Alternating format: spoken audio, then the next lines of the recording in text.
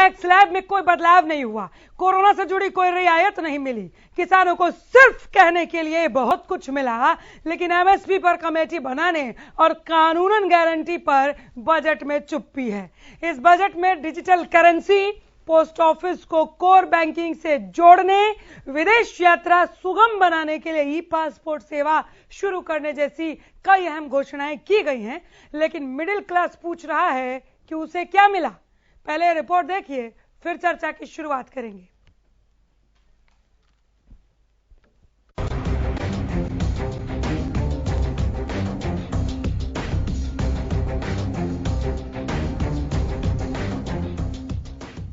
सब पूछ रहे हैं बजट आया क्या लाया। जाहिर सी बात है, पूरे देश को और हर नागरिक को उम्मीद रहती है कि सरकार ने उसके लिए इस बार क्या रियायतें दी हैं, बजट से उससे क्या फायदा हुआ है। वैसे वित्त मंत्री निर्मला सीतारमण ने बजट के दौरान कई अहम घोषणाएं की।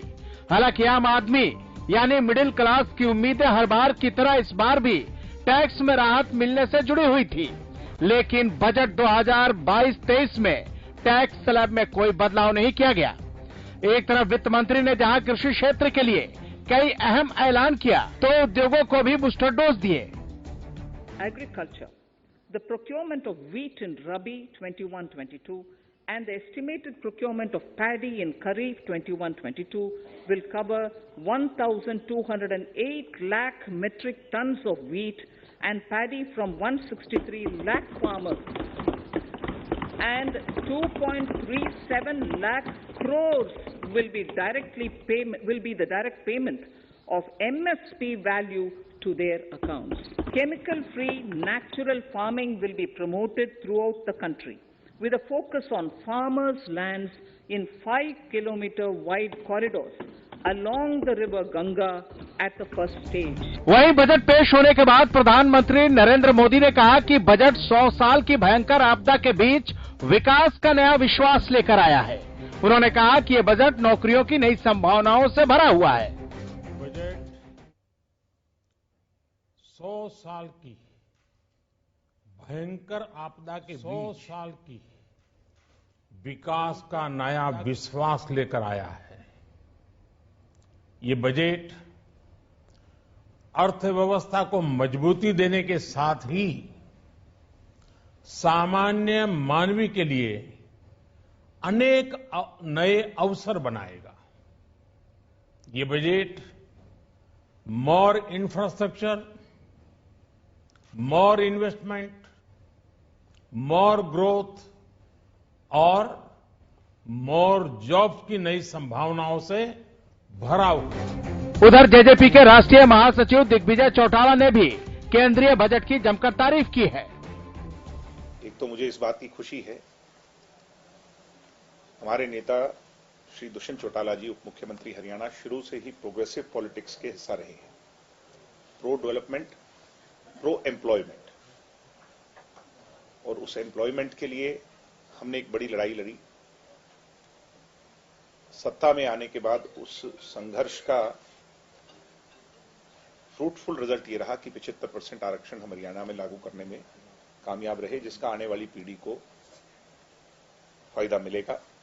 आज उसी 75% आरक्षण से जुड़ा जो विषय इस बजट में मुझे देखने को मिला, केंद्र की सरकार कहती है कि 60 लाख का जॉब टारगेट, ये एक बहुत अच्छा विषय है, एक बहुत अच्छी सकारात्मक सोच है केंद्र सरकार की कि वो भी उसी दिशा में आज केंद्र की सरकार ने भी अपने कदम बढ़ाए हैं। और केंद्र की सरकार की अच्छी नीति हमें हरियाणा में अनएम्प्लॉयड यूथ, क्योंकि Haryana is the youth most state of India, ऐसे में उस यूथ मोस्ट स्टेट में बेरोजगारी जो एक खाई है उसको भर पाने में हम केंद्र की सरकार के साथ हैंड इन हैंड जो है कामयाब होंगे। मैं इसके लिए केंद्र की सरकार को बधाई देता हूं।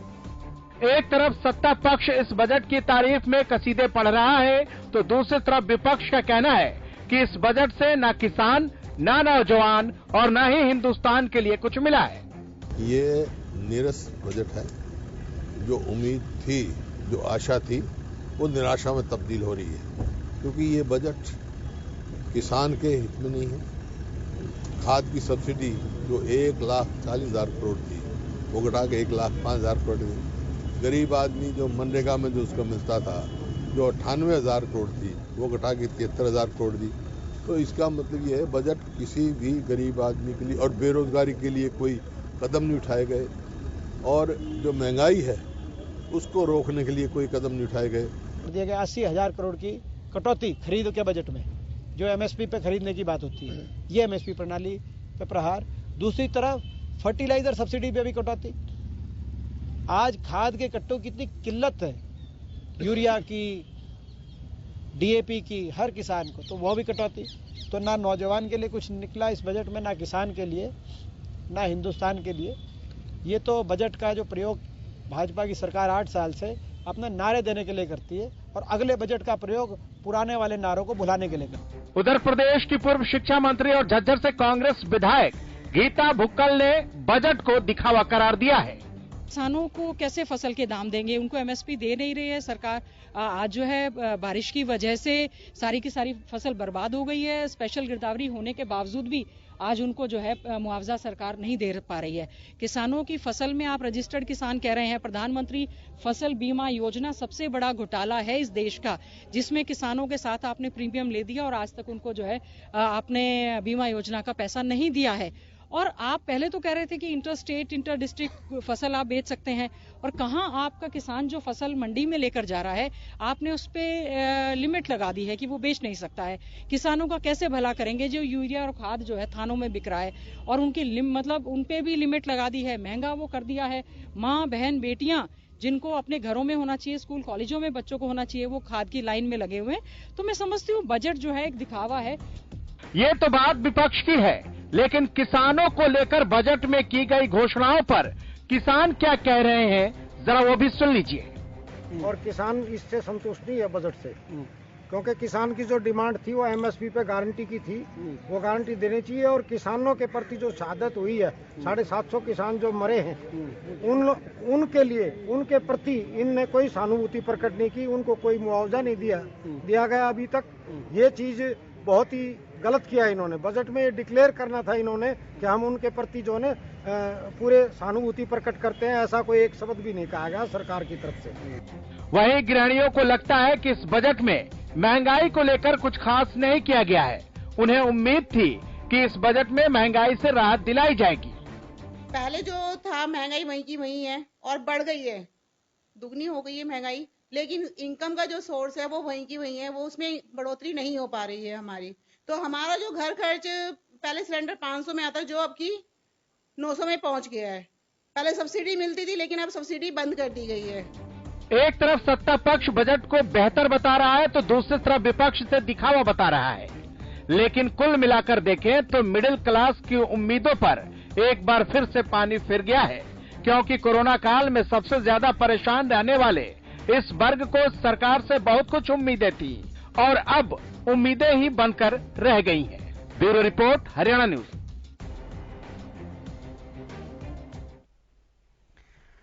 तो भारत का बजट क्या वाकई संकट को खत्म करेगा या संकट खत्म करने में कुछ हद तक कारगर साबित होगा, इसी पर हम बात करेंगे। चर्चा की शुरुआत के लिए पैनल से मिलवाती हूं डॉक्टर जयपाल शर्मा हैं बतौर अर्थशास्त्री हमारे साथ। डॉक्टर साहब नमस्कार।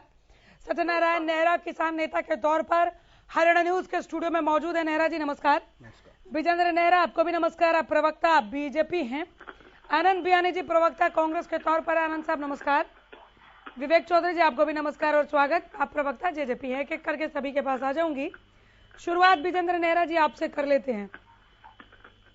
जो बजट आप लोग लेकर आए हैं उसे कितने बड़े संकट मोचक के तौर पर, चूंकि रिस्पॉन्स आप देख ही रहे होंगे, दीपेंद्र हुड्डा ने तो यहाँ तक कह दिया कि खोखला है और इसमें कुछ नहीं मिलने वाला, आंकड़ों का खेल है और कुछ नहीं।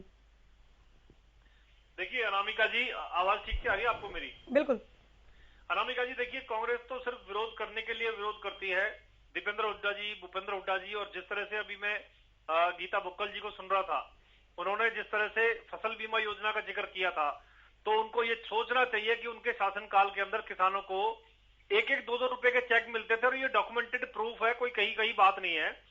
हमारे शासनकाल के अंदर 1900 करोड़ रुपए का प्रीमियम लेकर के लगभग 6,000 करोड़ के आसपास का हमने जो मुआवजा दिया है किसानों को, ऐतिहासिक है। हरियाणा प्रदेश के अंदर ऐसा कभी नहीं हुआ। रही बात बजट की, अनामिका जी, मैं आपको बताना चाहूंगा कि माननीय प्रधानमंत्री नरेंद्र मोदी जी की सरकार ने जो ये 10वां बजट पेश किया है, ये एक तरह से 25 साल का इसमें विकास का जो खाका है ना, वो पूरा माननीय प्रधानमंत्री जी के नेतृत्व में वित्त मंत्री जी ने किया है। और ये आम बजट आत्मनिर्भर भारत का बजट है। इस बजट के लिए माननीय प्रधानमंत्री जी, माननीय वित्त मंत्री जी और भारत सरकार इसके लिए बधाई के पात्र है। इसके साथ साथ समावेशी विकास, रोजगार और इसके साथ साथ डिजिटल इकोनॉमी को बढ़ाने वाला ये बजट है अनामिका जी। इसके साथ साथ ये जो बजट है, ये गरीब के लिए, मजदूर के लिए, किसान के लिए, मध्यम वर्गीय के लिए, नौकरी पेशा और आम आदमी का ये बजट है। और 2022-23 के इस बजट में किसानों को अनामिका जी जो 2.7 लाख करोड़ रुपए जो देने की जो घोषणा माननीय वित्त मंत्री जी ने की है, वो एक ऐतिहासिक फैसला है। और रसायन मुक्त जो खेती है, जो ऑर्गेनिक खेती है, जो जैविक खेती है, उस पर बढ़ाना, तिलहन की खेती को बढ़ावा देना, खेती में ड्रोन का इस्तेमाल करना और 5 बड़ी नदियों को जोड़ने से जो कृषि सिंचाई की व्यवस्था है, उससे मुझे लगता है किसानों को एक बहुत बड़ी राहत हमारी सरकार ने देने का काम किया है। और हर घर नल से जल पहुंचाने की जो योजना के तहत 60,000 करोड़ रुपए की लागत से 3.83 करोड़ घरों तक जो पेयजल पहुंचाने की योजना है अनामिका जी, ये अपने आप में एक बहुत बड़ी योजना है। किसानों को सीधा भुगतान करने के लिए एक अलग व्यवस्था हमारी सरकार ने पहले से शुरू की है। इसको और तेज गति देने के लिए ऑनलाइन बिल प्रणाली हमारी सरकार शुरू करेगी, जिससे कि किसानों के खाते में या लाभार्थी के खाते में डायरेक्ट पैसा जाएगा। और 60 लाख युवाओं को नौकरी देने का काम जो आने वाले समय के अंदर भारत सरकार के माध्यम से सरकार करेगी, ये अपने आप में बड़ी बात है। 48,000 करोड़ खर्च करके 80 लाख गरीबों को घर देने का काम जो माननीय वित्त मंत्री जी ने घोषणा की है बजट के अंदर, मुझे लगता है बहुत बड़ा काम है। हमने वित्त मंत्री साहिबा को भी सुना और हम ग्राफिक्स के जरिए दिखा भी रहे। मैं आ जाऊंगी, एक एक की प्रतिक्रिया आपको देनी होगी। नेहरा जी। जी देखिए, आज जो सरकार ने, हमारी जो वित्त मंत्री जी है सीतारमण जी, उन्होंने बजट पेश किया, उससे किसान जो तबका है वो बिल्कुल निराश है, क्योंकि किसानों के लिए कुछ नहीं किया और किसान ही नहीं, गरीबों के लिए भी कुछ नहीं किया। इसका कारण क्या है? 2,70,000 करोड़ रुपए जो इन्होंने एमएसपी के नाम पे दिए हैं। आप देखिए, 23 फसलों पे एमएसपी मिलती है, लेकिन 2,70,000 करोड़ रुपए जो है वो सिर्फ गेहूं और धान के ऊपर खर्च होते हैं। और जो कि एमएसपी गेहूं धान तकरीबन हरियाणा पंजाब की है, बाकी 21 फसलों की तो इन्होंने एमएसपी खत्म कर दी। तो फिर किसानों को इन्होंने फायदा क्या दिया? तो इनका जो मकसद है वो यही है, सिर्फ झुंझुना पकड़ाया गया है। जबकि हमने सरकार से ये उम्मीद जगी थी किसानों की कि सरकार कम से कम जो 2016 से सम्मान निधि योजना लागू की थी, उनका ढिंडोरा पीट रही थी। हमने किसानों को ये दिया, सरकार कहती 2022 में आय डबल होगी, लेकिन आय डबल की तो बात क्या है, इन्होंने तो हमारी आय घटाई और है। हम तो ये चाहते थे कि सरकार कम से कम जो हमारी कर्जा माफी थी उसको माफ करते, या फिर जो कर्जे के ऊपर लोन चढ़ा हुआ है उसको माफ करते, लेकिन सरकार ने ऐसा नहीं किया। सरकार ने फिर सम्मान निधि, कम से कम आय दुगनी नहीं हुई तो सम्मान निधि को तो डबल कर देते, जो कि 2016 से अब तक मात्र 500 रुपए महीने के हिसाब से सम्मान निधि के मिलते हैं। 12 महीने के 12×5 6,000 रुपए हो गए। आप बताइए, इस 5-6 साल के अंदर क्या महंगाई नहीं बढ़ी? किसानों को क्या महंगा नहीं मिला? किसान ये सोच रहा था कि कहीं ना कहीं सरकार हमें डीजल में सब्सिडी देती, जैसे हमारे एक खेत के अंदर कम से कम 10 से 15 लीटर डीजल लगता है। जवाब उसका अलग से, विजेंद्र नेहरा जवाब उसका अलग से।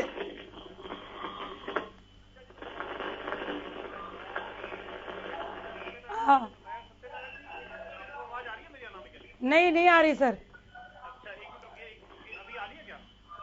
बोलिए अभी आ रही है? बिल्कुल। देखिए, सत्यनारायण जी ने जो बताया, सत्यनारायण जी पहले तो प्रधानमंत्री किसान सम्मान निधि 70 साल तक, 60 साल तक, जब तक कांग्रेस का शासनकाल रहा, इस देश में नहीं मिला। और सत्यनारायण जी, मैं भी किसान हूं। आज 5 व्यक्ति का अगर परिवार है तो अगर 30,000 रुपए साल के किसान के घर में आते हैं तो उससे कितना काम चलता है, इस बात का अंदाजा आप भी लगा सकते हैं और मैं भी लगा सकता हूं। और जहां तक बात आपने फसल जो कीमत बढ़ाने की, मैं आपको 5 फसलों का सिर्फ तुलनात्मक अध्ययन बताता हूं सत्यनारायण जी। जब हमारी सरकार आई थी, बाजरे का रेट था 1250 रुपए, आज है 2250 रुपए। हमने इस पे 1,000 रुपए बढ़ाए 7 साल के अंदर। सरसों का रेट 3,000 था, 2,050 रुपए हम बढ़ा चुके हैं, आज 5,050 रुपए सरसों का एमएसपी है। कपास का 3,500 रुपए का रेट था, इस पे हमने 2,000 बढ़ाए 7 साल के अंदर, आज 5,500 का रेट है। गेहूं का रेट था 1300 रुपए, आज है 2015 रुपए। इस पे हमने 715 रुपए बढ़ाए 7 साल के अंदर। और धान का रेट 1200 रुपए था, 740 रुपए 7 साल में बढ़ाए हैं। 1940 रुपए और 1960 रुपए का मोटा धान का एमएसपी आज की डेट में। मैं आपको बताना चाहूंगा सत्यनारायण जी, अगर कांग्रेस की सरकार मात्र गेहूं का एग्जाम्पल अगर मैं पकड़ूं 70 साल में 100 रुपए बढ़ाती ना, तो आज 7,000 रुपए प्रति क्विंटल गेहूं का रेट होता, जो हमारी सरकार में आज 2015 हमने बढ़ा के किया। हमने 7 साल के अंदर फसलों के दाम लगभग दुगने बढ़ा दिए सत्यनारायण जी। और प्रधानमंत्री किसान सम्मान निधि एक ऐसी योजना है जिसमें 78,000 करोड़ रुपए प्रति वर्ष किसान को देने का काम इस भारत सरकार ने किया है। डॉक्टर जयपाल शर्मा, ठीक है, नहीं केवल किसान पर ही नहीं है डिबेट, 80,000 करोड़ रुपए की सब्सिडी किसान को हम देते हैं। 80,000 करोड़ की सब्सिडी हर साल, 80,000 करोड़ रुपए की अनामिका जी सब्सिडी हर साल किसान को इस देश के अंदर माननीय प्रधानमंत्री जी दे रहे हैं। और सत्यनारायण जी, एक छोटी सी चीज और कहना चाहूंगा, ये हरियाणा सरकार है देश के अंदर, ये एमएसपी जो 23 फसलों की बता रहे हैं तो शुरू से लागू हो रही है। 14 फसलों को एमएसपी पे अगर कोई खरीद करता है तो हरियाणा की सरकार करती है। पिछली 3 खरीद को 40,000 करोड़ रुपए किसान के डायरेक्ट अकाउंट में डालने का अगर काम किया है तो हरियाणा की मनोहर सरकार ने किया है। इसलिए हरियाणा की जो सरकार है, बीजेपी जो सरकार है, वो किसान हितैषी सरकार है अनामिका जी। किसानों को समर्पित सरकार है, गरीबों को समर्पित सरकार है। ठीक है डॉक्टर जयपाल शर्मा, कितना संतुलित बजट ये दिखाई दिया आपको? आप अर्थशास्त्री हैं, अपने शास्त्र के हिसाब से बताएं। मैडम, जो पिछला बजट था हमारा, उसमें micro small and medium enterprises पर एम्फेसिस था, उसकी तरफ काफी जोर दिया गया था। अब की बार का जो बजट है, एक तो स्टार्टअप पे, जहां तक रोजगार की बात है, स्टार्टअप पे इस बजट में जोर है। और स्टार्टअप जो इंडस्ट्री है उसमें 1 वर्ष के लिए टैक्स से छूट दी गई है। उधर से 60 लाख नई नौकरियां सर्जित की जाएंगी, ये वित्त मंत्री जी का ऐलान किया है। 30 लाख अतिरिक्त भी बोला है।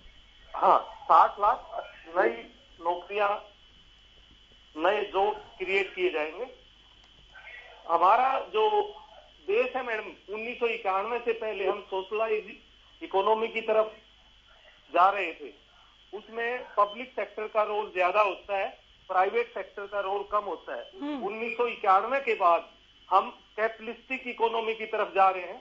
और कैपिटलिस्टिक इकोनॉमी में कहीं न कहीं बिजनेस में गवर्नमेंट का रोल कम होता है और प्राइवेट सेक्टर का रोल ज्यादा होता है।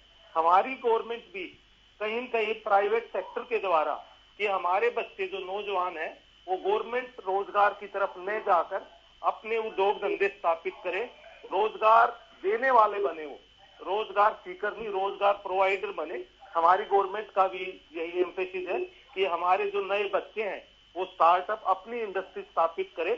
और उसके लिए कुछ सुविधाओं का ऐलान किया, कुछ सुविधाएं और दी जा सकती है। जो सिचुएशन है उसमें जो स्टार्टअप इंडस्ट्री है उसको बढ़ावा देने के लिए और सुविधाओं का भी ऐलान किया जा सकता है। उनके लिए ज्यादा लोन की व्यवस्था की जा सकती है ताकि हमारे बच्चे रोजगार देने वाले बने, रोजगार की तरफ भागने वाले न बने।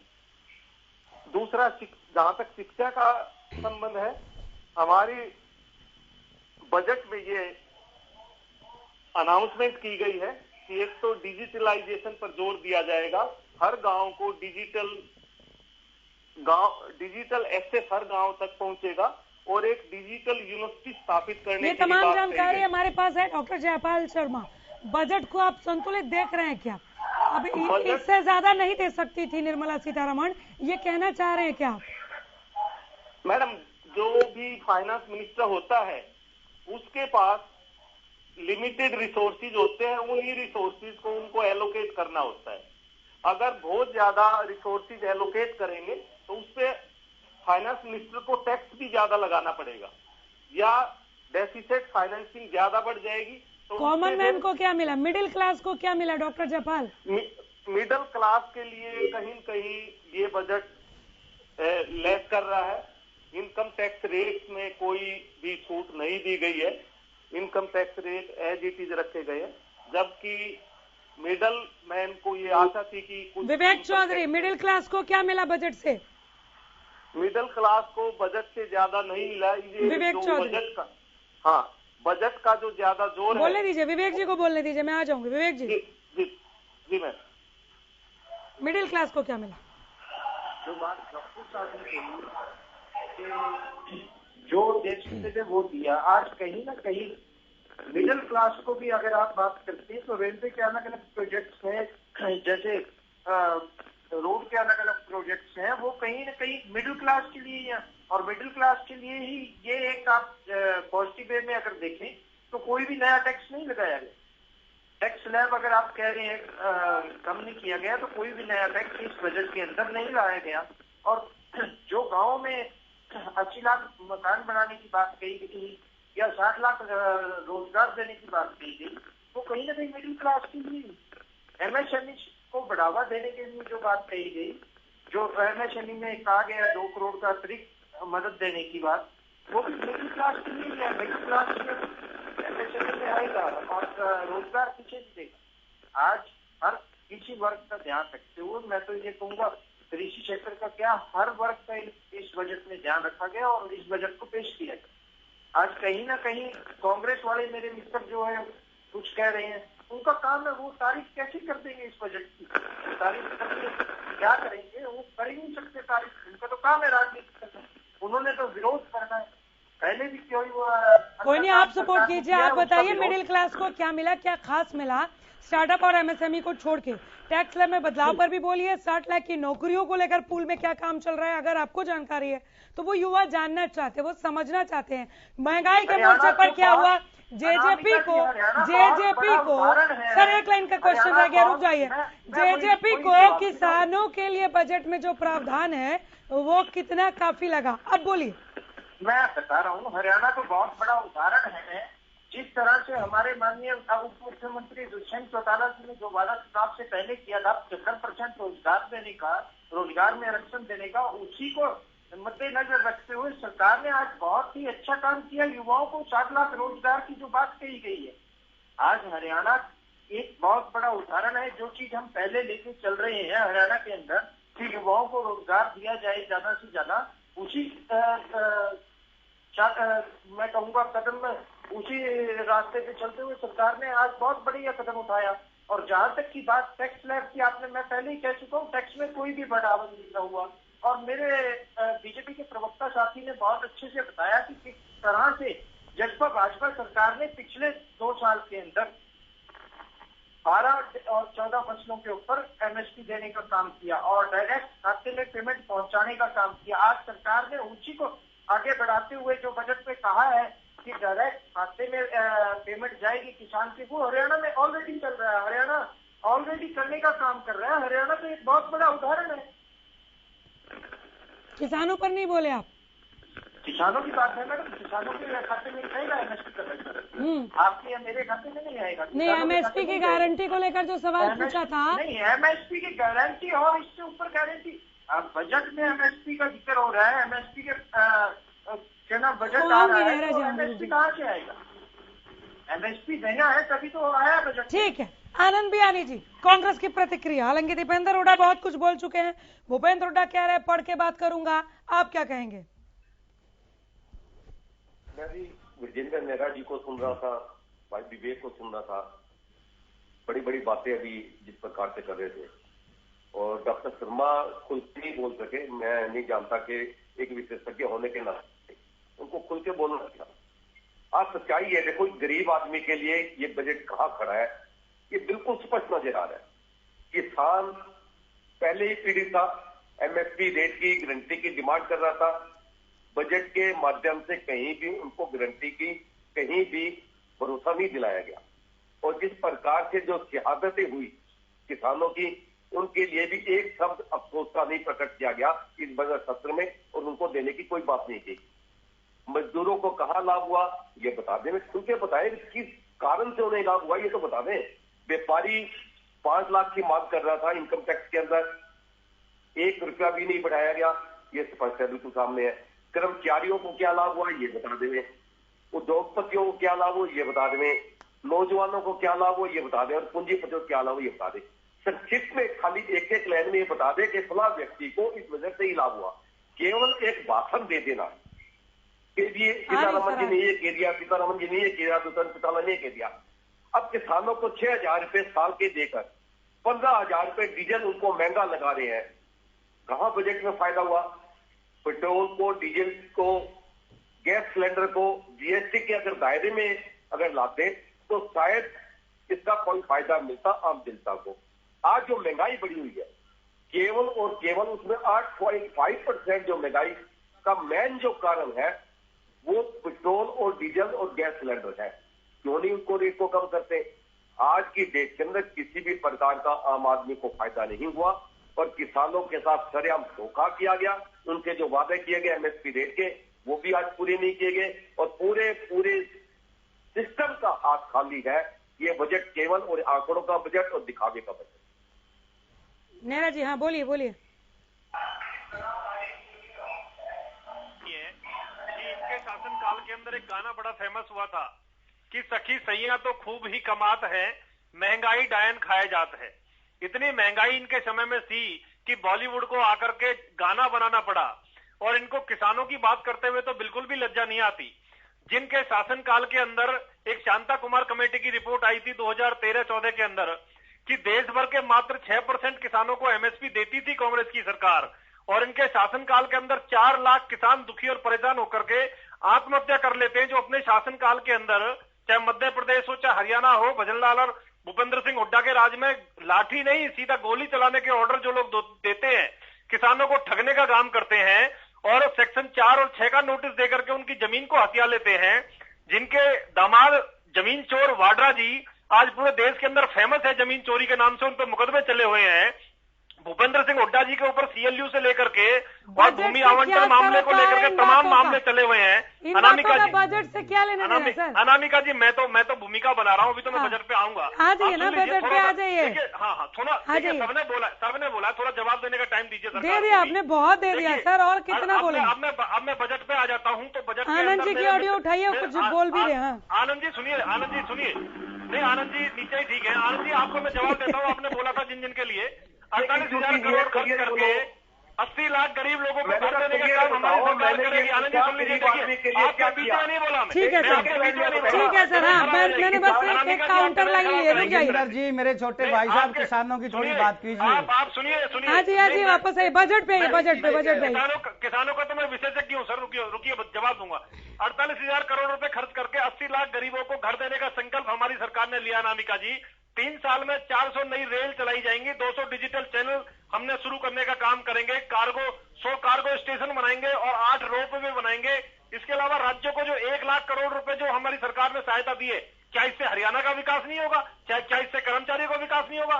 और राज्यों को 50 लाख रुपए तक बिना ब्याज के जो कर्ज देगी सरकार, भारत सरकार, उससे कितना विकास होगा आप मुझे बताइए। और ये जो कर्मचारियों की बात कर रहे थे, राज्य के कर्मचारियों को केंद्र, सुनिए आनंद जी, आपने जो कर्मचारियों की बात की थी ना, आप ढंग से बजट पढ़ लीजिए महाराज पहले।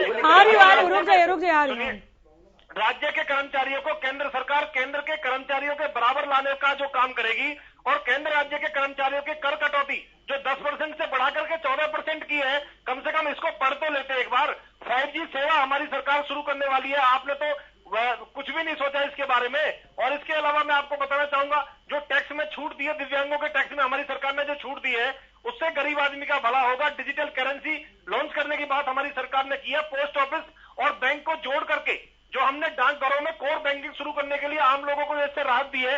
अनामिका जी, ये बताइए कितनी बड़ी राहत है। छोटे रेलवे स्टेशन द्वारा, देखिए छोटे जो किसान है, मध्यम उद्योग हैं, उनके लिए जो प्रोडक्ट बनाने का मामला है, उसमें कुशल लॉजिस्टिक जो सर्विस सेंटर तैयार रुक जाइए प्रभु, रुकिए नेहरा जी, रुकिए। विजेंद्र नेहरा जी, नहीं जा रही, मैं कहीं नहीं जा रही। हालांकि सत्य नेहरा के भी अपने सवाल है, आनंद बियानी के भी, मैं आ रही हूँ। विजेंद्र नेहरा जी, देखिए जो आम पब्लिक है, जो गृहणियां हैं, जो युवा हैं, युवतियां हैं, जिनको जॉब चाहिए, गृहणियों को गैस सिलेंडर सस्ता चाहिए, सब्जी तरकारी हमें सस्ता चाहिए, सरसों तेल कम हो गया क्या, कल सुबह से हमें कम दरों पे मिलेगा क्या, ये है मोटा मोटी जो सवाल है ना लोगों के इस पैनल के बाहर, वो ये सवाल है। रुकिए 60 लाख नौकरियों की आपने बात कही, हवा में तो कहीं नहीं होगी। अगर वित्त मंत्री सदन के पटल पर यह बात रखती हैं, कुछ तो पाइपलाइन में चल रहा होगा। युवा जानना चाह रहे हैं कि आप उसे देंगे कैसे। आप प्लीज इसे एक पॉजिटिव सवाल के तौर पर लीजिए। मेरी उम्मीद बंध गई है सर कि 60 लाख के अलावा भी आप 30 लाख अतिरिक्त जॉब की बात कर रहे हैं, कैसे? अनामिका जी, देखिए एक तो जो आपने बड़ा गंभीर सवाल पूछा अनामिका जी। एक तो जो भारत सरकार नई शिक्षा नीति लेकर के आई है, उसमें स्किल डेवलपमेंट में बड़ा फोकस है हमारा, और इसका प्रमाण है कि देश की पहली और सबसे बड़ी जो स्किल डेवलपमेंट श्री विश्वकर्मा कौशल विश्वविद्यालय हमारे पलवल के दूधौला गांव में ये 100 एकड़ जमीन के ऊपर 1500 करोड़ रुपए की लागत से खुला है, चालू हो चुका है और उसमें 15,000 बेरोजगार युवा हर साल कोर्स करके निकलेंगे, हुनरमंद होकर निकलेंगे, स्किल्ड होकर निकलेंगे। और उसमें दो तरह का ऑप्शन है, एक तो वो स्टाइल फंड के रूप में उनको पैसा भी मिलेगा और वो रोजगार के लिए अपना कोर्स भी पूरा कर लेंगे। एक तो ये हमारा उद्देश्य है, हमने स्किल्ड पे बहुत ध्यान दिया है उसके बाद क्या? पूरे देश भर के अंदर। दूसरा मैं बताता हूँ। दूसरा, जैसे अभी मेरे मित्र बता रहे थे, यहाँ पे जो विशेषज्ञ बैठे हैं उन्होंने बजट की तारीफ की है, कांग्रेसी प्रवक्ता को ठीक नहीं लगा वो। देखिए, हमने स्टार्टअप पे बहुत ध्यान दिया है, हमने युवाओं को स्टार्टअप पे बहुत ध्यान दिया है और जो नए उद्योग धंधे कारखाने लगाएंगे देश भर के अंदर उनको सब्सिडी देने का प्रोविजन हमारी सरकार करेगी।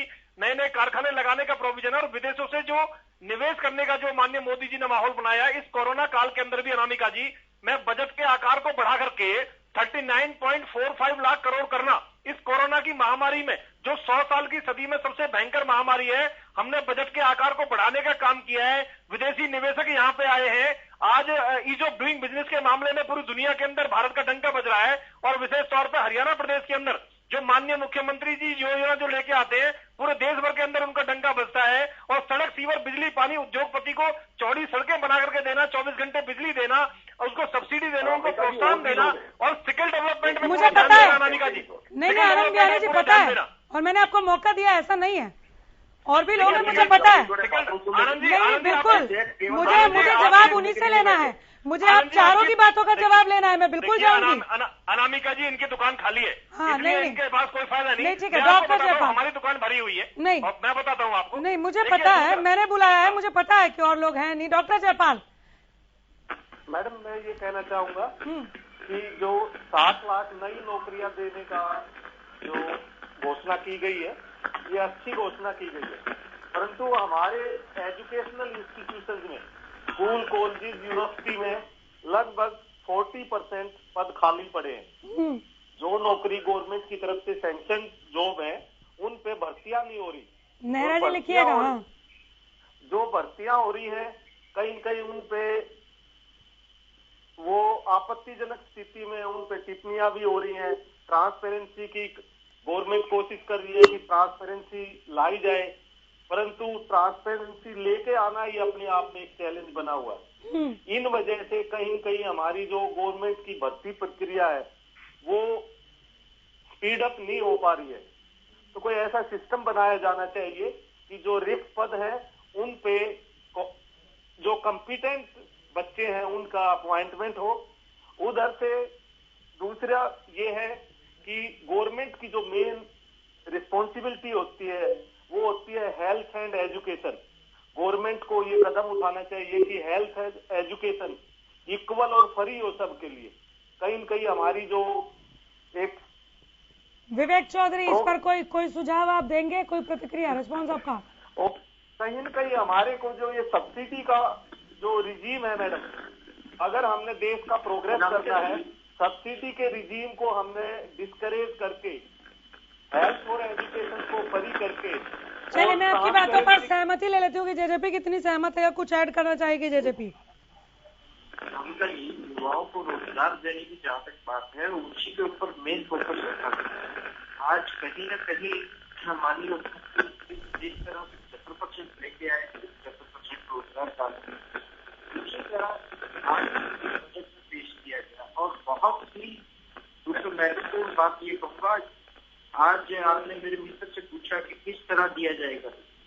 जो भी नए प्रोजेक्ट्स आएंगे उसमें हरियाणा के युवाओं को जब 70% का आरक्षण मिलेगा तो अपने आप ही रोजगार मिलने का। जो मेरे अर्थशास्त्री साथी ने कहा, डॉक्टर जयपाल ने, कि अतिरिक्त पद पड़े उनको भी भरने का काम हरियाणा सरकार द्वारा किया जाएगा। कहीं ना कहीं रोजगार के ऊपर मेन फोकस इस बजट में रखा गया और युवाओं को, गृहिणियों को, किसानों को, सबको ध्यान में रखते हुए ये बजट लाया गया। नहीं तो रसोई का बजट इतना संतुलित नहीं हुआ ना सर, कहाँ हुआ? आपको लग रहा है कल से भाजी तरकारी सस्ती मिलेगी क्या? आप बताइए। नहीं, आप ये बताइए ना, आज कहीं ना कहीं जो चीजें मेन जरूरत है, आज युवाओं को रोजगार की जरूरत है, उस चीज से क्यों दौड़ रहे हैं? एमएसपी की बात करते थे लोग, जो कांग्रेस के मेरे मित्र अभी कह रहे थे, ये आप खुद तो बताएं कि पंजाब में कितनी फसलों पे एमएसपी दिलवाने का काम ये कर रहे हैं, राजस्थान में कितनी फसलों पे एमएसपी दिलवाने का काम कर रहे हैं। कहीं ना कहीं हरियाणा प्रदेश के अंदर जो सरकार काम कर रही है वो स्वीकारना होगा, बिल्कुल नहीं वो स्वीकारना होगा। लेकिन एक टैक्स पर भी आप बोल रहे थे, मैं तब बोली नहीं, मैं अब बोल रही हूँ, आपने कहा टैक्स बढ़ाने का काम नहीं किया, लेकिन जो टैक्स का जो स्लैब है उसमें बदलाव की उम्मीद तो मिडिल क्लास कर रहा था। स्टैंडर्ड डिडक्शन की सीमा को लेकर कुछ ना कुछ किया जा सकता था, ऐसा आपको नहीं लगता?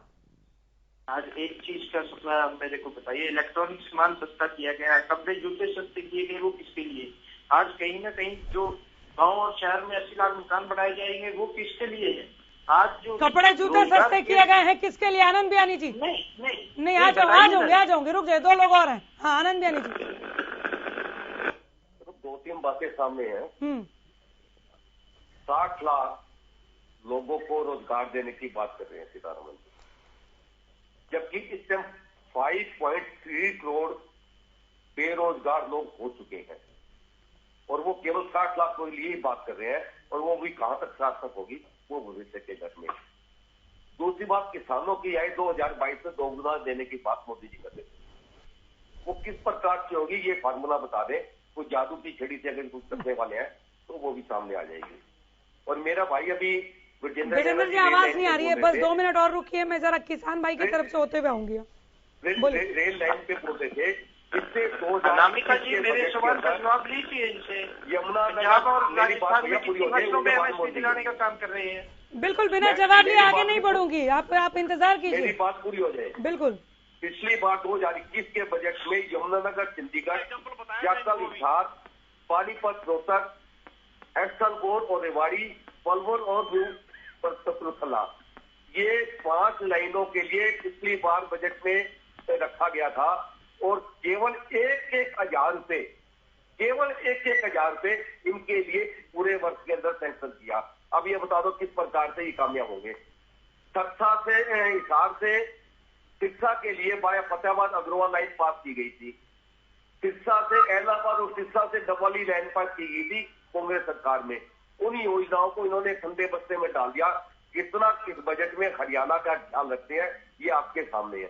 बिल्कुल। और जब तक मैं बात करूं, अब ये बड़े किसानों के लिए बोल रहे थे, मैंने एक ही बात पूछी है कि 2022 में किस प्रकार से उनकी आय दोगुनी कर देंगे। मैं इसका जवाब दूंगी, बिल्कुल दूंगी। डीएपी के लिए लोग लाइनों में लाइनों में खड़े, हमारी पहले बोले नहीं, इस प्रकार की परिस्थिति रही है। तो केवल गुणगान गाने से कुछ नहीं होगा मेरे भाई, करने से होगा। अभी मोदी जी के लिए 100 साल जेजेपी को जवाब दीजिए, जेजेपी को जवाब दीजिए। यही 100 साल पंजाब और राजस्थान का जिक्र किया था, हाँ जवाब दीजिए, जेजेपी को जवाब दीजिए। प्रचार से होगा समझ के बाद। विवेक जी जवाब मिला? अनामिका जी मैं तो जवाब की तलाश कर रहा था, ये तो भाषणबाजी करने लगे यहाँ पे। मैं बार बार कहूंगा जवाब देने का काम कीजिए कि पंजाब और राजस्थान में आपने कितनी फसलों पे देने का काम। जवाब दे दीजिए आनंद जी, फिर आगे बढ़ूँ। बातें तो बड़ी बड़ी करते हैं आप। एक बार कहो, ये एमएसपी की शुरुआत किसने की? कांग्रेस से की। एमएसपी की शुरुआत कांग्रेस की, बीजेपी ने नहीं की। और जितने भी प्रदेशों में कांग्रेस की देन है। और आज तो एमएसपी गारंटी का कानून जो बनना चाहिए था, वो कानून से तो बात नहीं करते। आज बजट सेशन से और गुमराह करने की केवल बात कर रहे हैं। मेरे को केवल ये आनंद जी जवाब दीजिए, मैं आगे बढ़ूँ। आप जवाब दे दीजिए ना। सर राजस्थान और पंजाब का जिक्र अगर किया है, आप एक लाइन में जवाब दीजिए, मैं आगे बढ़ूँ। क्यों नहीं किया? आपके नेता बड़ी बड़ी बातें करते हैं, आप जवाब चलिए ठीक है, सत्यनारायण नेहरा जी नहीं दे रहे हैं वो जवाब, ठीक है, हो गया नहीं देना चाह रहे, वो जवाब नहीं देना चाह रहे। टाइम क्यों लगा रहा आप लोग? विजेंद्र जी मेरा आपसे कुछ प्रश्न है किसानों भाइयों के ऊपर। विजेंद्र जी पहले आप मेरी बात सुन लीजिए, क्योंकि जब आप लोग बोल रहे मैं बीच में नहीं बोला। बोलिए बोलिए। आप मेरे छोटे भाई हैं और आपको अच्छी तरीके पता है कि मैं हरियाणा प्रदेश नहरा खाप का भी प्रधान हूं और किसान संगठन से भी मैं जुड़ा हुआ हूं। मैं आपसे कुछ सवाल करना चाहता हूं, क्या यूपीए सरकार में जब किसानों का कर्जा माफ हो सकता है, तो क्या भारतीय जनता पार्टी को किसानों का कर्ज माफ करने में क्या दिक्कत है? और अगर सरकार कर्ज माफ नहीं करती तो काफी किसान आत्महत्या करते हैं हर साल, कम से कम उनका एक मुश्त ब्याज तो माफ करने की घोषणा आज करते, वो भी आप लोगों ने नहीं किया। तीसरी बात, देखिए देश के अंदर किसानों को बिजली महंगी मिल रही है, छोड़ के हरियाणा प्रदेश को, बाकी हर जगह देखिए आप उत्तर प्रदेश के अंदर देखिए, आपकी सरकार है, कहीं भी देखिए देश के अंदर क्या किसानों को बिजली सस्ती नहीं मिल सकती, लेकिन आप लोगों ने इस पे भी कोई भी समाधान नहीं किया। चौथी बात मैं आपसे पूछना चाहता हूं कि माननीय पूर्व प्रधानमंत्री जो कि शिरोमणि थे कविराज अटल बिहारी वाजपेयी जी, उन्होंने एक कार्य किया था कि नदियों से नदियां जोड़ना, बिहार की जो बाढ़ है उसको खत्म करना और जहां राजस्थान वगैरह सूखा है उसको खत्म करना। लेकिन क्या आपकी सरकार ने, एक तरफ प्रधानमंत्री जी कहते हैं हमारे कि भाई हर खेत को पानी मिलेगा, हम मानते हैं कि उन्होंने कहा है, और हमारे पूर्व प्रधानमंत्री जी की कोशिश भी थी अटल बिहारी वाजपेयी की, लेकिन क्या आज बजट में खेतों को पानी पहुंचाने के लिए कोई बजट बनाया गया? विजेंद्र जी, आप मेरी बात का जवाब दीजिए। मैं जानता हूं आप एक अच्छे प्रवक्ता है भारतीय जनता पार्टी के, हरियाणा में बेस्ट प्रवक्ता है आप, इसमें कोई वो नहीं है, सो नहीं है, दिन भर बोले हैं सर, लेकिन जो मैं आपसे पूछ रहा हूं उनका क्या खेतों को पानी पहुंचाने के लिए कोई बजट किया? मेरे विचार से तो कोई नहीं किया, ऐसी कोई घोषणा नहीं की। जो आम पब्लिक डीजल खरीदती है खेतों मतलब गाड़ियों के लिए, वही डीजल किसानों को अपनी खेत की जुताई के लिए, खेतों में पानी देने के लिए डीजल खरीदना पड़ता है। क्या आपकी सरकार उस डीजल को किसानों को सब्सिडी नहीं दे सकती? लेकिन ऐसा कुछ नहीं किया गया है। आपकी सरकार ने जो आज ये सरकार तो हमारी भी है, सरकार हमारी भी है, लेकिन देखिए सिर्फ एक झुंझुना पकड़ाया है कि किसान इसको हिलाता रहे, बाकी कुछ नहीं दिया। जो आज बजट दिया है उसमें बिल्कुल जीरो है, कुछ भी नहीं दिया। और आपको एक मिनट और आपको एक विजेंद्र जी एक मिनट और कहना चाहूंगा, किसानों को नहीं बल्कि गरीब मजदूरों को भी नहीं दिया। क्यों नहीं दिया? 25.5% मनरेगा के अंदर से कटौती की गई है आपकी, 25.5%। इसका मतलब आपकी सरकार किसान विरोधी, गरीब विरोधी है। एकदम रुक जाइए, ठीक है नेहरा साहब। देखिए सत्यनारायण जी बड़े भाई हैं हमारे, किसानों के लिए बहुत काम भी उन्होंने किया है, लेकिन सत्यनारायण जी मैं आपको बताना चाहूंगा कि पूरे देश के अंदर सबसे सस्ती अगर बिजली किसानों को कोई प्रदेश देता है तो वो हरियाणा प्रदेश देता है। उत्तर प्रदेश में देख लीजिए, वहां भी आपकी सरकार है। सुन लीजिए, पूरे देश भर के अंदर अगर 5500 से अधिक गांवों में 24 घंटे बिजली देने का अगर किसी सरकार ने काम किया है तो वो भारतीय जनता पार्टी की हरियाणा सरकार ने काम किया है। आपने पानी की जो बात की है, हमारी सरकार ने जिन टैलों में कभी भी पानी नहीं पहुंचा था, वो मेवात के अंदर भी कुछ गांव ऐसे थे वहां तक भी अगर पक्की टैल करके पानी पहुंचाने का काम अगर किसी ने किया है तो वो हमारी सरकार ने किया है। और सत्यनारायण जी, हरियाणा सरकार के प्रयासों का ही असर है कि राजस्थान में जब बाजरा किसान का नहीं बिकता तो हरियाणा प्रदेश में अपने बाजरे को लाके बेचता है। पंजाब के अंदर नवजोत सिंह सिद्धू जो कांग्रेस पार्टी के वर्तमान में प्रदेश अध्यक्ष हैं, वो भारतीय जनता पार्टी की तारीफ इसलिए करते हैं कि आज हरियाणा के अंदर 362 रुपए प्रति क्विंटल के हिसाब से गन्ने का पूरे देश के अंदर सबसे ज्यादा रेट है। मैंने 5 फसलों का भी नाम लेके आपको बताया था जिनकी कीमत हमने दुगनी की है पिछले 7 साल के अंदर। और मैं आपको बताना चाहूंगा, जो मेरे साथी अभी कांग्रेसी प्रवक्ता बात कर रहे थे रोजगार के विषय में, कल ही इनकी जो अपनी संस्था है, इनकी जो प्राइवेट लिमिटेड कंपनी है, जो इनके मैनिफेस्टो में जिनके अधिकारी शामिल है CMIE, उसने आंकड़े जारी किए हैं। राजस्थान के अंदर 54.3% बेरोजगारी दर पूरे देश भर के अंदर सबसे ज्यादा। 21 लाख तो ग्रेजुएट बेरोजगार है वहां पे, 65 लाख लोगों से अधिक ज्यादा बेरोजगार है राजस्थान प्रदेश के अंदर। और मैं आपको बताना चाहूंगा, सुनिए भैया, कांग्रेस एक राष्ट्रीय पार्टी है और आपकी कांग्रेस पार्टी के अंदर किस तरह से किसानों के भाई मेरे प्रश्नों का जवाब आप उत्तर नहीं दे रहे, आप उत्तर ही नहीं दे रहे। अगर सही मायने में किसानों के लिए मैंने आपसे जो प्रश्न किए थे वो हमारी सरकार ने किया है। और मैं आपको फिर बताना चाहूंगा, मनरेगा का बताइए। देखिए सत्यनारायण जी, पीछे हमारी सरकार ने मनरेगा के बजट को बढ़ाने का काम किया है। आपको जानकारी होनी चाहिए इस चीज की। हाँ, आपको जानकारी होनी चाहिए। हमारी सरकार ने मनरेगा 98,000 करोड़ रुपए बढ़ाए। भैया अरे आप सुनिए अनामिका जी, सुनिए अनामिका जी, एक तरफ ये खुद मान रहे हैं कि 98,000 करोड़, लेकिन अब क्या घटा दिए? तो आपने हमने इतना बढ़ाया है तो हमने मजदूरों के हित में ऑटोमेटिक काम किया है। हमने कृषि मंडियों को मजबूत करने के लिए सत्यनारायण जी 1 लाख करोड़ रुपए हमारी सरकार ने, भारत सरकार ने पहले ही जारी कर दिए थे। और अब वर्तमान समय के अंदर MSP के ऊपर सबसे ज्यादा खरीद करने वाली कोई सरकार है तो वो हरियाणा की मनोहर की सरकार है, मनोहर लाल जी की सरकार है। किसानों की तो हमारी सरकार ने चिकित्सालय के ऊपर कोई आज कोई बजट नहीं पेश किया, किसानों के ऊपर कोई भी आज अच्छा बजट नहीं आया। सत्यनारायण नेहरा, ऐसा नहीं होता, 1 to 1 नहीं चल रहा है यहाँ पर। आपने ये सवाल पहले ही बारी में पूछ लिया था। आनंद बियानी जी जल्दी।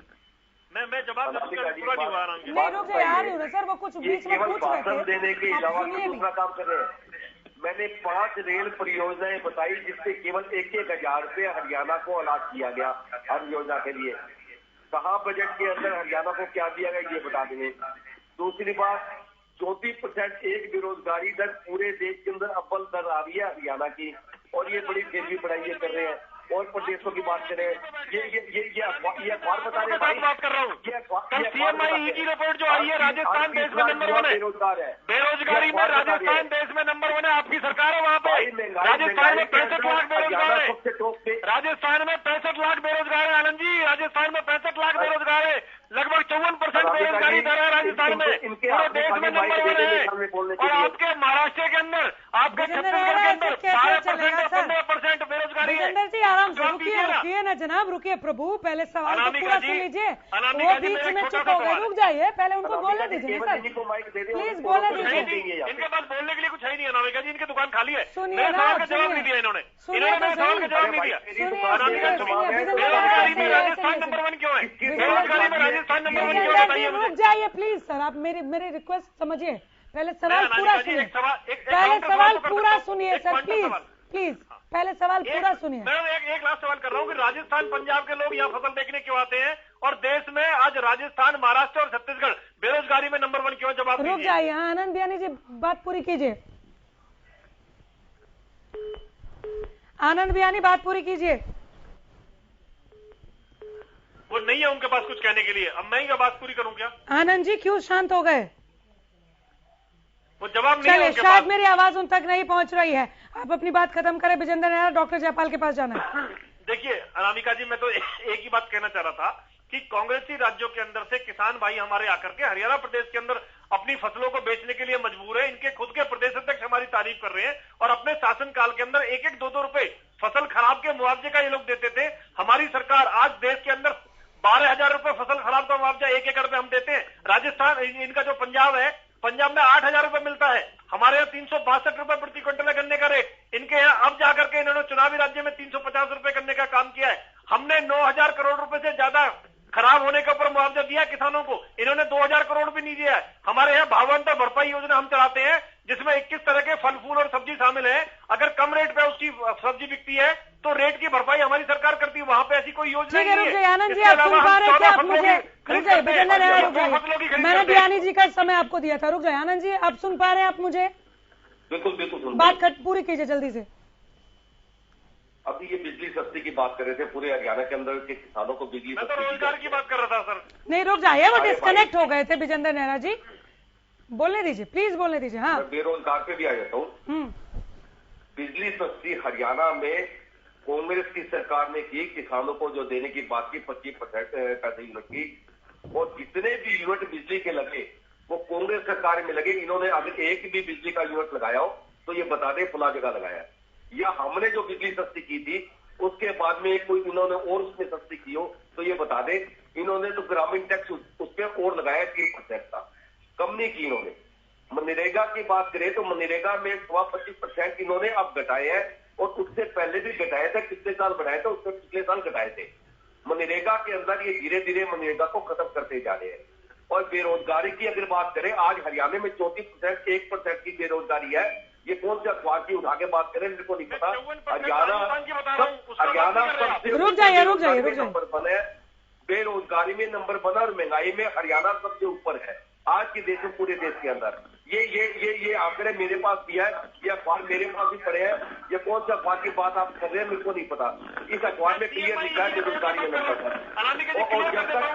और जब तक अपनी जो कंपनी है अनामिका जी, इनकी अपनी प्राइवेट लिमिटेड कंपनी है मेरे भाई, इनको चुप रहना सिखाओ थोड़ा अनामिका जी, इनको चुप रहना सिखाओ। बोलिए दूसरे को बोलने नहीं दे रहे। बोलिए आनंद जी, जल्दी खत्म कीजिए, रुक जाइए ना विजेंद्र नेहरा जी। सर प्लीज रुकिए।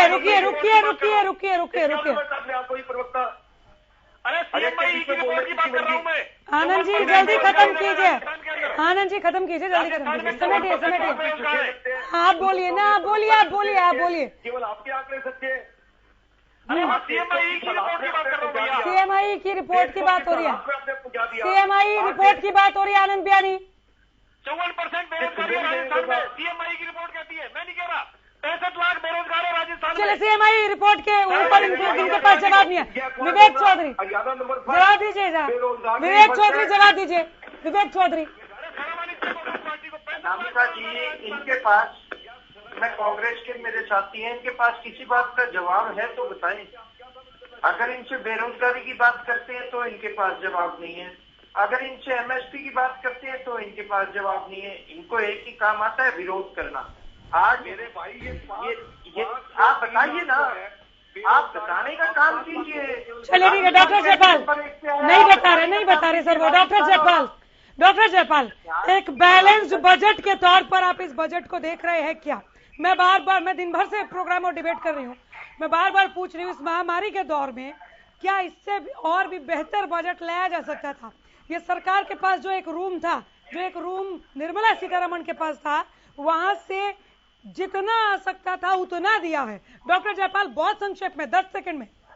मैडम, मैं ये कहना चाहूंगा, बजट अच्छा है हमारा, परंतु इसमें कोरोना महामारी को देखते हुए गवर्नमेंट का रेवेन्यू का काफी बड़ा हिस्सा कोरोना महामारी के कारण वैक्सीनेशन वगैरह पे काफी एक्सपेंडिचर हुआ है। परंतु इस बजट में एक तो रसोई गैस के दाम कम करने चाहिए थे गवर्नमेंट को, ताकि गृहिणी पर उसका पॉजिटिव इफेक्ट रहे, वो नहीं किया गया। सेकंड, जो इनकम टैक्स रेट है मैम, इनकम टैक्स रेट कम करना चाहिए। बिल्कुल नहीं, इसमें हम बात कर चुके हैं सर। 10 में से कितने अंक देंगे बजट को? 10 में से कितने अंक? जल्दी से। 10 में से 8 अंक मैम। विवेक चौधरी 10 में से कितने अंक? 10 में से 10 अंक है मैडम, हम तो पहले ही कह रहे हैं। सत्यनारायण नेहरा 10 में से कितने अंक? मैं तो 10 में से इसको 2 अंक दूंगा जी, क्योंकि मैं यही एक सवाल। ये 2 नंबर आपने कौन से क्लॉज के लिए दिए हैं? 2 नंबर इसलिए दिए, ना तो गरीबों के बारे में नहीं किया, ना किसानों तो के बारे में, ना मध्यम वर्ग के लिए, किसी के लिए नहीं किया। 2 नंबर दिए किस बात के लिए वो तो बताइए। 2 बात के इसीलिए दिया इनको, अगर इन्होंने थोड़ा सा बस बजट जो है वो उद्योगपति जो पूंजीवादियों का है उनके लिए। आनंद बियानी जी 10 में से कितने नंबर? रुक जाइए। बिल्कुल जीरो। ना गरीब के लिए, ना किसान के लिए किया, ना मजदूर के लिए, पूंजीवादियों के लिए कर दिया ना भाई साहब। ठीक है, विजेंद्र नेहरा रसोई गैस पर जल्दी से क्विक रिएक्शन। रसोई गैस पे क्विक रिएक्शन। अनामिका जी, जब आपने बजट के बारे में कांग्रेसी प्रवक्ता से पूछा था, वो कांग्रेस का समझ बैठे और 0 दे दिया। ये कांग्रेस का नहीं, बीजेपी सरकार का बजट है, ध्यान से नंबर दीजिए। मैं 10 में से 10 देता हूँ अनामिका जी। मैं आपके चैनल को आज दोपहर से देख रहा हूँ। रसोई गैस पे क्विक रिएक्शन। रसोई गैस पे डॉक्टर जयपाल को जवाब दीजिए। रसोई गैस पे क्विक रिएक्शन। मैं जवाब दे रहा हूँ अनामिका जी, ये विकासशील से विकसित होते देश का बजट है। और जहां तक आपने रसोई गैस की बात करी है, आज भी कांग्रेस सरकार का 2014 का उठा के देख लीजिए, 1211 रुपए का बिना सब्सिडी वाला सिलेंडर था, उससे सस्ता आज भी हमारी सरकार देने का पूछेंगे आगे चल के। और किसानों की आय दोगुनी होगी। प्रतिक्रिया आ रही है, ज्यादातर का यही कहना है कि बजट है, थोड़ा और दिया जा सकता था, जिस पर हम आगे भी जरूर बात करेंगे कि थोड़ा और दिया जा सकता था। लेकिन एक मिलीजुली प्रतिक्रिया देखने को मिल रही है। अभी दिन भर आज जितने डिबेट किए हैं उसमें ये कि हाँ बैलेंस्ड बजट है, जो तबका नाराज है उन पर भी बात करेंगे। बहुत शुक्रिया आप सबों को हमारे साथ जुड़ने के लिए और इस तमाम बातचीत के लिए धन्यवाद। तो भारत का जो यह बजट रहा, ये कितना बड़ा संकट मोचक साबित होगा, ये आने वाले दिनों में पता चलना शुरू हो जाएगा। नमस्कार।